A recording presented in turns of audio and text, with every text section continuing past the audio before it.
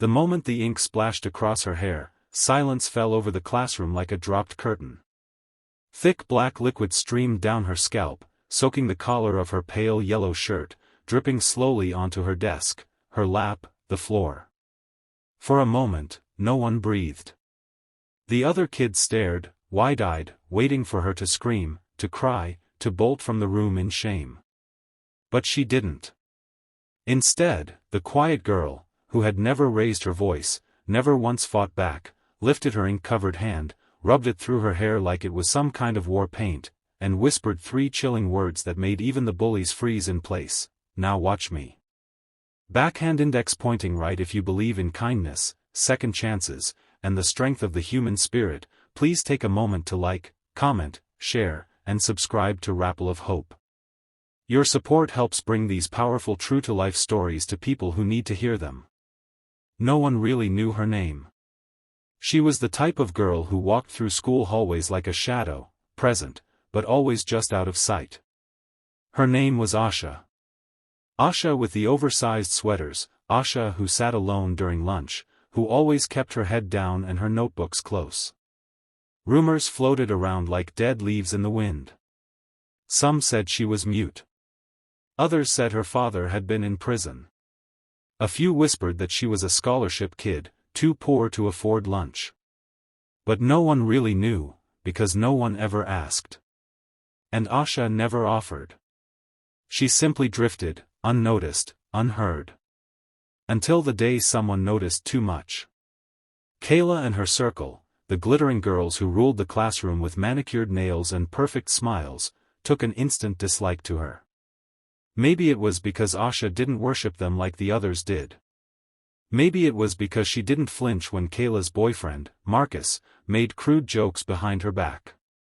Or maybe, just maybe, it was because they saw something in Asha that they couldn't quite understand. Something powerful, but hidden. And power, when it's silent, scares the loudest people the most. The bullying started small. A misplaced chair. A scuffed-up backpack. Her locker mysteriously jammed every other day. But when none of it provoked a reaction, they grew bolder. They started taunting her in class, tripping her in the hall, whispering insults just loud enough for her to hear. Still, Asha didn't flinch. Her silence wasn't weakness, it was control. The kind of control that made even her tormentors uneasy. And then came the ink. It happened during third period, history. The teacher had stepped out, and in that brief moment of unguarded chaos, Kayla seized the opportunity. She uncapped a bottle of black ink she'd smuggled in for the occasion, walked up behind Asha, and without warning, dumped it straight onto her head.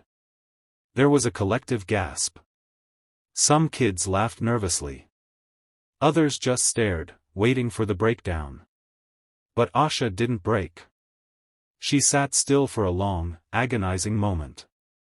Then, with deliberate calm, she reached up, dipped her fingers into the dripping ink, and slicked her hair back as if she were preparing for battle. She looked up, directly at Kayla, and whispered, "Now watch." From that day forward, everything changed. Asha stopped hiding. She began walking through the halls with purpose, holding her head high despite the dried remnants of ink still staining her scalp for days afterward. She no longer sat in the back of the classroom. She chose the front row, her back straight, her eyes focused. She asked questions, sharp, intelligent questions that made even the teachers pause. Her voice was soft, but clear. Unshakable. Like steel wrapped in velvet. She began turning in school assignments that made the rest of the class look like they were scribbling in crayon. Essays that cut deep into historical injustice. Science projects that made her classmates gape. And art, Asha's art began to bloom. Giant canvases of swirling emotion, portraits that captured the soul behind the eyes, pieces that teachers submitted to competitions behind her back, and won. But it wasn't just her academic brilliance that stunned people. It was what she did outside school. Someone spotted her one afternoon performing at a small open mic night in a cafe downtown.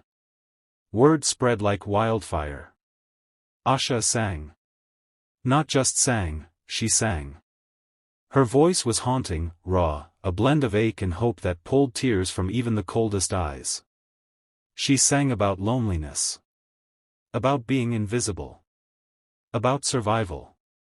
And suddenly, the girl no one had looked twice at was becoming unforgettable. The school began to take notice. Teachers started calling on her more.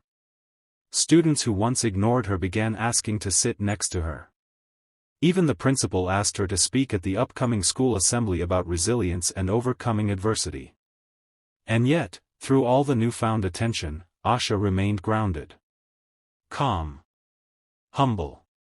Except for one moment.